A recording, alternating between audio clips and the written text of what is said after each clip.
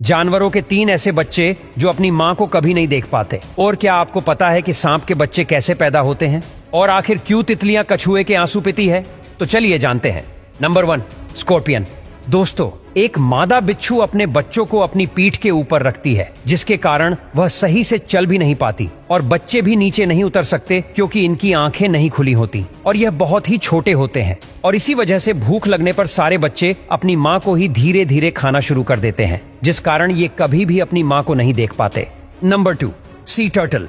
आपको बता दें कि पानी में रहने वाले कछुए अपने बच्चों को कभी नहीं देख पाते और ना ही बच्चे अपनी माँ को देख पाते हैं, क्योंकि एक मादा कछुआ अपने अंडे देने के लिए समुद्र के किनारे जाती है और अंडे देने के बाद खाना ढूंढने के लिए फिर से समुद्र में चली जाती है और यह पानी की गहराइयों में जाने के बाद यह भूल जाती है कि उसने अपने अंडे कहाँ रखे थे।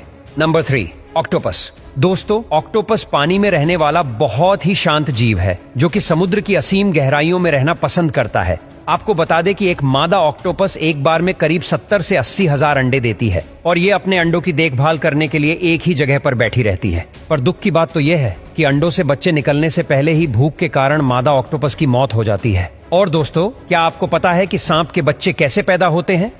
अगर नहीं तो चलिए जानते हैं। दरअसल इस दुनिया में जितने भी सांपों की प्रजातियां मौजूद हैं, वह सभी एक ही प्रोसेस से बच्चों को जन्म नहीं देते।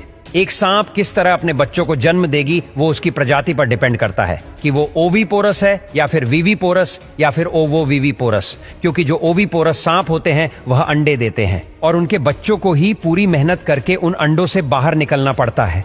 अंडों के अंदर जो बच्चे डेवलप होते हैं उनके मुंह में खास तरह के दांत होते हैं जिनका इस्तेमाल करके वह अंडे के शेल को तोड़कर बाहर आते हैं। वीवीपोरस प्रजाति के सांप अंडे नहीं देते, बल्कि उनके बच्चे योक्सेक के अंदर डेवलप होते रहते हैं और जब ये पूरी तरह से डेवलप हो जाते हैं तो सांप अपने बच्चों को जन्म दे देते हैं। वही ओवोवीवीपोरस सांप के मामले में यह प्रोसेस बहुत ही लंबा और डिफरेंट है। यहाँ पर सांपों के बच्चों को अपनी माँ के पेट से निकलने के लिए काफी मेहनत करनी पड़ती है, क्योंकि जब अपनी माँ के पेट में होते हैं तभी इन्हें अंडों के शेल को तोड़कर बाहर निकालना पड़ता है और ये खुद काफी स्ट्रगल करके पेट में से बाहर निकलते हैं।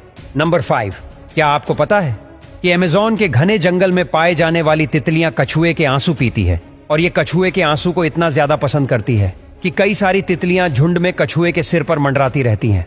दरअसल कछुए के आंसू में सोडियम पाया जाता है, जिसमें भारी मात्रा में नमक होता है जो हर जीवों के लिए बहुत जरूरी होता है। वही अमेज़न जंगल में रहकर तितलियां जो भी आहार लेती है उसमें उन्हें सोडियम नहीं मिल पाता, जिस कारण वह अपने शरीर में सोडियम की जरूरत को पूरा करने के लिए कछुए के आंसुओं को पीती है। दरअसल वैज्ञानिकों का मानना है कि कछुए दूसरे जीवों की तरह यूरिन के जरिए एक्स्ट्रा नमक को बाहर नहीं निकाल पाते, लेकिन इनके आंसुओं के जरिए इनका एक्स्ट्रा नमक बॉडी से बाहर निकल आता है और इसीलिए तितलियां जब इनके आंसू पीती है तो इन्हें कोई दिक्कत नहीं होती, बल्कि इससे इनके आंखों की सफाई हो जाती है।